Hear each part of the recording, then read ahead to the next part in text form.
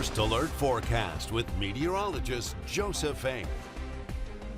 Good morning, everybody, and welcome back. 7:12 now, and taking a look at your Thursday forecast here. Another cloudy start to the day and a warm and humid one at that. Temperatures largely in the mid to upper 60s this time around. It's a little bit cooler down by the coastline in Cameron, but still warm enough that you're seeing patchy fog drifting around, a bit more widespread than yesterday. A little bit more of a morning breeze picking up has kept it a little thin at the surface for some, but denser pockets are still present in other areas. So make sure you're taking plenty of time heading out the door and driving with caution, as while the breeze will help, it may take a few more hours for it to fully clear out that fog. In the meantime, radar is also picking up some scattered showers, largely to our eastern side, but you could still be seeing some isolated brief ones or little sprinkles drifting overhead throughout the first half of the day here. As we move into the afternoon, though, those chances are going to steadily increase and then dramatically increase by the afternoon to evening hours. You can already see the influence of the approaching cold front off to the west.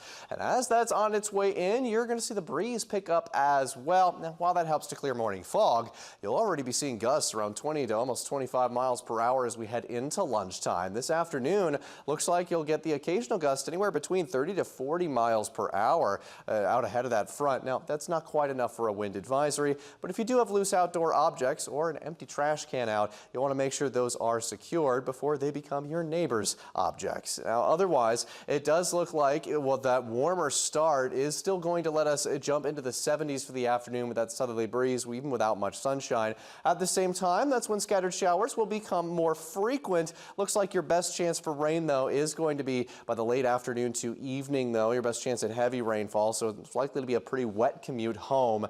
And that's when you'll want your rain gear handy for. And just in general, it'll be good to have it with you today. Now, that's looks like scattered thunderstorms will have their best chance by the evening to nighttime hours as that front, its back half moves through. Though most activity should be done with by overnight into early Friday morning, just leaving us with some retreating cloud cover for tomorrow and hopefully some drier, more sunny conditions as well. As for rainfall totals here, models are still leaning towards a little bit less, around half an inch to a quarter of an inch for many areas on average, but localized heavy downpours could still produce anywhere of an inch to upwards in rainfall total, so minor flooding could still be a concern. And with that, let's talk about some severe weather hazards here. Fortunately, instability looks pretty low with this system, so for the most part, you shouldn't see any major severe storm concerns out there. The main thing is going to be those gusty winds, producing gusts around 30-40 miles per hour, maybe a little higher, and those thunderstorms that do manage to form. The hail risk has actually gone down from a low risk to less than 5%, so models not expecting much there. And unfortunately,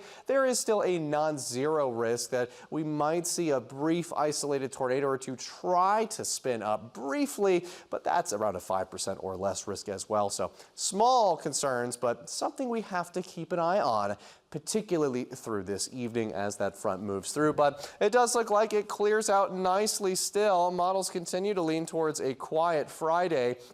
And even the breeze should be dying down sharply come closer to midnight. That leaves us with lots of sunshine and some cooler mornings for at least Saturday and Sunday, though overall temperatures are still skirting a good bit above average, and it looks like we'll continue that warmer trend all the way into next week. So we appreciate the sunshine, but no colder wave this time around. Put those jackets away for the time being. Yes, yeah, switch right back to t-shirts and swimsuits. Right. All right. Okay. Well, it is a rodeo with a special touch for children with special needs. We're talking about the Brodeo that honors the memory of Brody Moe. He passed away at the age of 20 from a rare genetic condition. Special needs children were out at Burton Coliseum yesterday, kicking off Rodeo Week, taking part in several events. Brody's mom, Joanne Moe, talks about why she honors her son. These kids don't get to get out much and enjoy things that other people take for granted and just are able to get out and do. So we wanted this to be an experience for them that's fun and catered to their abilities. Each child at the Brodeo left with a goodie bag and their very own stick horse. Of course, that's kicking off Rodeo Week. The greatest show on dirt starts tonight at Burton Coliseum. It's the Southwest District Livestock Show and Rodeo, featuring competitors from across the nation in events like bareback riding, steer wrestling, calf roping, Bull riding rodeo performances start tonight and continue through Saturday night at 7:30. There's a Saturday afternoon performance at 2. The rodeo helps raise money for area youth and the 4-H and FFA programs. You can go to LakeCharlesRodeo.com for ticket information. Coming up on this week's Hometown Hero, she could fly a plane before she graduated high school. Now she's in the Air Force Academy. We'll introduce you to Emma Bright coming up 7:17.